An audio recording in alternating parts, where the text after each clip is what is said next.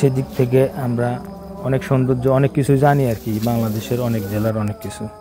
তো যাই হোক, কথা বলতে বলতে অনেক কথা বলে ফেললাম আমার জেলা সম্পর্কে। এদিকে শিল্পীর ডিম বানানো প্রায় শেষের দিকে, কারণ ও মনে হয় অনেক লেয়ার দিয়ে ফেলছে।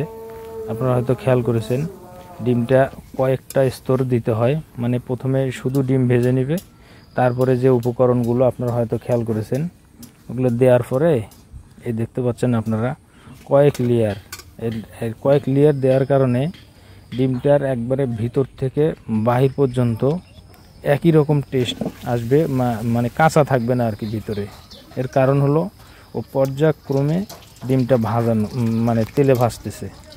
তো সেখান থেকেই আর কি ডিমটা আমি এর আগেও একটু খেয়েছি, অনেক টেস্টি, কিছুটা কেকের মতো স্বাদ লাগে আর কি। কেকের মতো স্বাদ কেন, কেকের মতো দেখতেও লাগে। এই যে শিল্পী যে ডিম পিঠাটা কাটতেছে আপনারা দেখতে পাচ্ছেন, এই যে কাটা হয়ে গেছে, কেকের মতো অনেকটা, মানে দামি কেকগুলো কাটলে যেমন লাগে ঠিক ওই রকম, স্বাদটাও ওরকম লাগে আর কি। এই যে ওর ডিম বানানো শেষ, পিঠা বানানো শেষ, সবাই খাচ্ছে। আজ এ পর্যন্তই, সবাইকে সালাম, আসসালামু আলাইকুম।